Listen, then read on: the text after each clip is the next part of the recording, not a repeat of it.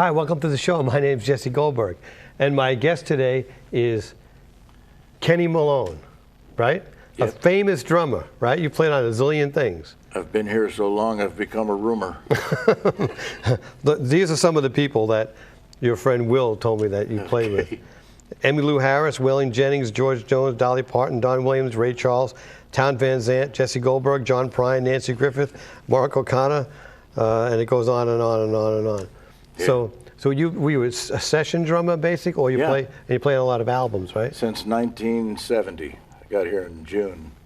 Wow, that's before I was born. Yeah, I had just finished 15 or 14 years in the Navy before I came here. Well, let's start from the beginning. How did you get started being a drummer? Were you a drummer in school or something? I knew I wanted to play when I was 5. I asked my mom and dad for a drum, and they said, okay. One of those little toy drums? No, a regular snare drum. Really? They said, we'll give you drum lessons and everything, and they put me into a boys band, Denver Junior Police Band. And I went all the way through that until I was 16. Were you the only drummer in that band? It was No, there were 50 boys in beginners band, first band, and radio band. And we, the radio band went to Washington, D.C. and marched in Eisenhower's first inauguration. So did you see Eisenhower? Yeah, oh yeah. You actually saw him there? Yeah. In 1953? Is it 53 or 52? One of those was the first one. Right. I know all the presidents and all that. And you played for another president too, right? John F. Kennedy. Well, I played for Eisenhower twice. Like I went all over South America with him when I was in the big Navy band in Washington, D.C. When you got out of high school, I went into the Navy. Right.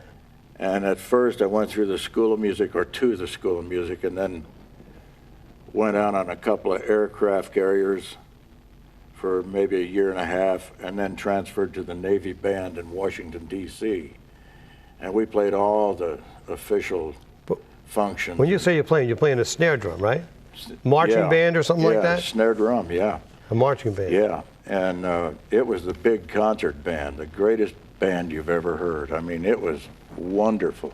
And you read drum music, I guess, right? Yeah, reading music. It was right. Mostly classical. We played a lot of marches. John Philip Sousa songs? Oh, yeah, and a lot of the German marches, which were wonderful. You know, I get scared when the German marches come on. Oh, they made you want to march.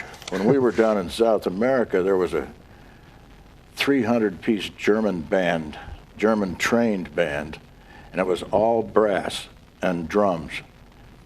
They had 5 ranks of bass drums turned on their side. These guys hitting them with big mouths. Did you play the bass drum at all, or just the snare drum? Just a snare drum usually. Anything percussion-wise in the section I would cover, xylophone, marimba, that type of thing. But so how long were you in the Navy for? 14 years. 14 years. Yeah. So I became the. What year did you get out? 1970.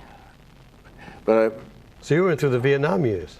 Yeah, I was an instructor at the Armed Forces School of Music back then. For the last 7 years, I was in. Right. Yeah. Navy didn't go to Vietnam, did they? Oh, yeah. They did? Yeah, I had a lot of buddies. Oh. Went over there. We used to send them off good, though. Like, we'd march up the street at night, just, you know, with the whole faculty band, and we'd send them off like with playing the Marine Corps hymn or something, whoever was going over there. I love those old John Philip Sousa marches. Yeah. Washington Post marches. I played all of those. Yeah. So how did you make the transition to country music? Session player, how did that happen? I never heard country music before I got here. Me neither. It was like I was always into jazz and classical music. I knew how to read anything. Any kind of music, big band jazz or that stuff. But I had never heard country music. And when I got here was actually the first time I ever heard the lyrics to a song. You know, I didn't pay any attention to the lyrics.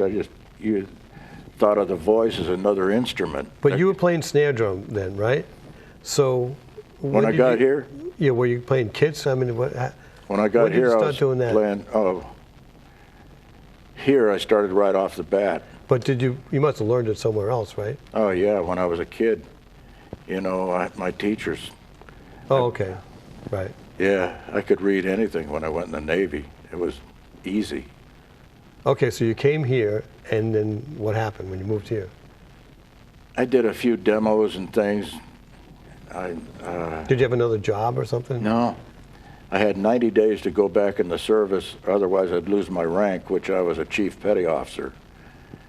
And so on the 89th day, I almost went back in because I wasn't getting any work, you know, maybe a demo here and there.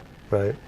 And I called my buddy, Bill Humble, and he got me a couple of country club jobs and managed to stay. And then my first master was Carl Perkins. Carl Perkins? Yeah. What one was that? That was 71, I guess, or 70, Okay. 71. Was he there in the session when you did? Oh, yeah. And then I did a few more demos and everything, and then did Drift Away with Dobie Gray. And Amanda was a Don Williams hit at the time, so it was like right off the bat, you know. You got Drift Away and Dobie Gray. And Amanda. Yeah, Right, and Amanda, right. They both became hits, you know. No, actually, Dobie Gray was on this show. He was? He was, yeah. We did all those albums with him, Love in Arms and Watch Out for Lucy. I remember going out to L.A. with Dobie. We played out there at the Troubadour. Funny thing happened. Well, it wasn't a funny thing, really. Before we even started, there was a fight outside the back door and a fight right in front of the stand, and a guy fell out of the balcony and broke his shoulder. That's before we even kicked off the song. Whew. I would never live in L.A. So, did you travel with bands, or did you play sessions? Or you do both, or anything you could do? I did anything I could do. At first, you know, I played with Danny Davis, and I'd go on the road with him, like maybe for a week or 10 days or a few days. And I went on the road with Dick Shorey and the Percussion Pops Orchestra, which was a great band, brass and percussion, 5 percussion. And then it just got busier and busier, you know. And your name got around, people started calling you. Yeah. What is the trick to playing for country as opposed to playing for the other stuff, jazz or anything like that? Is there some kind of, you want to stay in the background? I had to learn simplicity is what I am still learning. You mean stay? To boil a song down to its essence. Right. Because the difference to me in country music of today and back then was the people were real at the roots. They'd lived on the farms and they wrote those. You mean these people aren't real now? No, but they actually lived the lyrics, you know what I mean? Right, I know what you're talking about. It wasn't, you know, they didn't have any clean cowboy boots and stuff. But aside from the songs itself, is the idea as a drummer in country music to kind of be there but not really heard? Is that kind of it? You know what I mean? When I hear a song, right, the first thing I want are the lyrics, to see what attitude to approach the song with.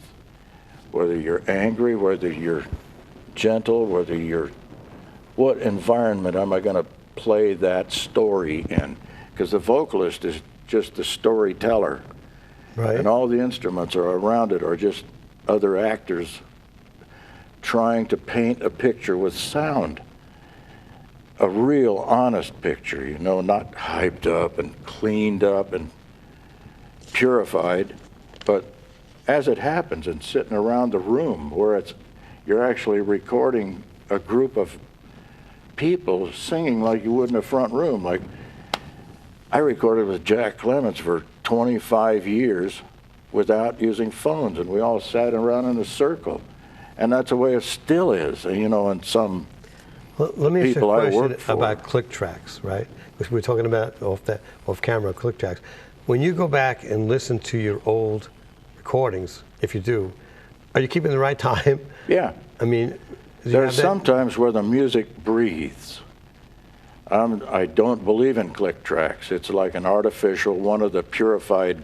So you think click tracks would make it too, Yeah, I won't use too sanitized? I will not use a click track, Right. because what you're focusing on Is exact beat or something? is every time you hit with that click, it cancels each other out. So you spend your life or time listening to nothing and compensating whether it's going to be ahead or behind that beat. You don't need that beat. I mean, people had bands and rhythms before click Right. tracks ever came in. You know, it's just a crutch. It's a tool, really. What the typical session that you would do, right? How would it start? I know would it start with the drums, the bass, and the guitar? How's it start? Back then, Right? like at Columbia, say, Columbia B, they didn't have isolation booths and things for the drums and other instruments. They had baffles, and the vocalist would sing with the band. So everything we done was at a once. performance, yeah. You know, and you played to a performance. That was the inspiration Okay. of the song. That was the difference.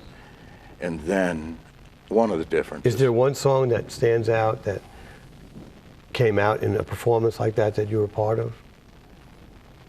Drift Away, Drift Away was a performance. yeah. He Really? sang live. I mean, in the studio. Gave They me that all beat did. for- That's what I'm saying. All of the artists did.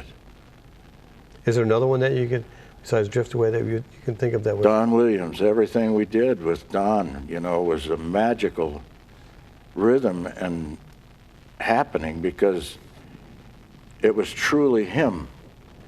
And we played to the music, and the music played us, really. That groove that we used on Don Williams, it was so simple that So you think you get a better feel when you do is an actual performance because people do sound live. Yeah. Sound better live. if you're overdubbing something, you're not playing to the spirit of that song. It's not real. It's like we did plenty of things over the years. I did Patsy Cline redos. Louis Armstrong did his, come on everybody, you gotta love one another right away, right now. You mean Get Together? Yeah, Jack Clement produced it, and we spent 30 years trying to overdub that track. It was never right until we decided to use a live big band. Cowboys sang, we played it at approximately the tempo, and it was Cowboys' performance, really singing the song, Right. and we were really playing to Cowboy. And when they just dropped the band out, or dropped Cowboy out, and dropped Louis Armstrong's voice in, you could not tell that we weren't playing with Louis. Right. It's amazing, but Right. So I've been doing get that a it. lot of years. I get what you you're know. talking about. Yeah. Before we run out of time, let's get to this video that you've done here. This is called Drumming with Your Hands, Yeah. right? Yes. It's an instructional video by Kenny Malone. And it's, I watched most of it, right? And it goes through different techniques and, you know, it's like an instruction for a beginner. Yes, right? for beginners. For beginners, right? The reason that happened was I was out in Pagosa Springs with Tim O'Brien, and each one of the people that perform were responsible to hold a little workshop for anybody that was interested in the hand drums and stuff, you know. And we were on the side of a mountain, and they'd come walking up the mountain. 3,000 people camp out on the mountain at that thing. There was this little boy. He was 7 years old, and I'm all set up, you know, and he was so excited he couldn't stand still when he saw these drums. And I looked at his mother, and she said, "Yeah, he's 7. He just started taking drum lessons." And if I wanted to, I called him up to help me do some of these patterns on this video. But I didn't have it then, and I wish I had, because I could have given it one. But that was the seed for that DVD. I tried 3 times. And the first time didn't Well, it's work. very well done. It Thank really you. is very well done. Maybe you could demonstrate a little bit about something about it. I remember seeing the outside of this is light and inside this is heavy. And, I mean, Yeah. just demonstrate a little on this. I'll kind of. This drum has all different kinds of frequencies on it. The lowest tone you can get on the drum is directly in the center.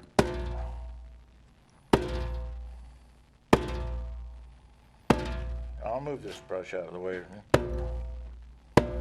And the highest tone you can get is near the edge. And you can tune that fundamental perfectly. I use a Conn strobe tuner, one of the old ones. It has more than one tone in it.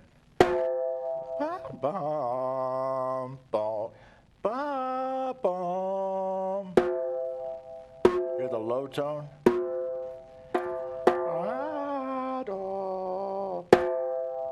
Somehow that translates a note to me. I know, there's more than one tone in there. Yeah, there's more than one tone, but I don't get a note. You have all of these different high tones using harmonics and things that you can actually play melodies on this drum from.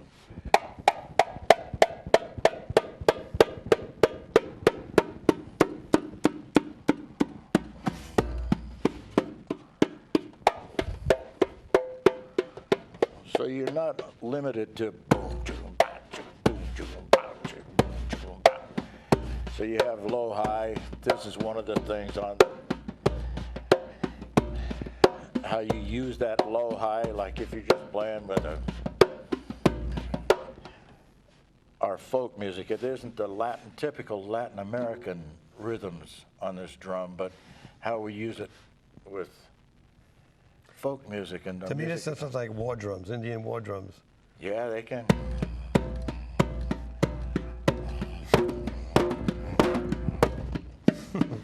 Put this brush on there so I'd have a high attack.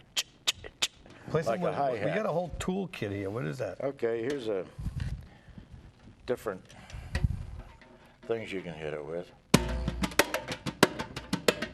So you still have high-low.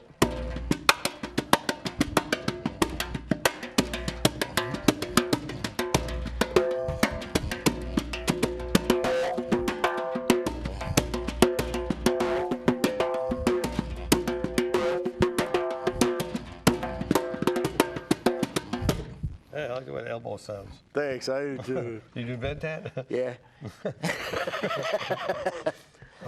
And these, Do you ever use this thing on a recording session? always, What is this thing called? a djembe. A what? A djembe. It's spelled spell funny it? though. It's spelled D-J-E-M-B-E. Djembe. A djembe. Djembe. Yeah. So,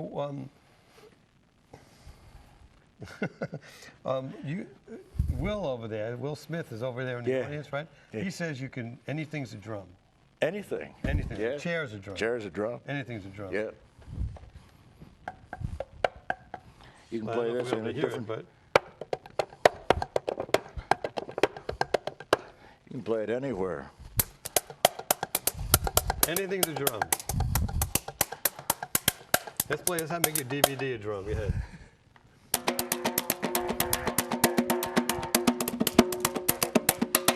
And you can practice this stuff. Hey, how On about a this lunch water counter. bottle? Let's see what we got here.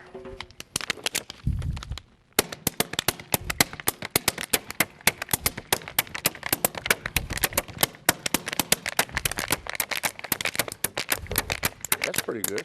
That's pretty good, yeah. Let's see if we can get somebody's head up here. Anybody volunteer for his head?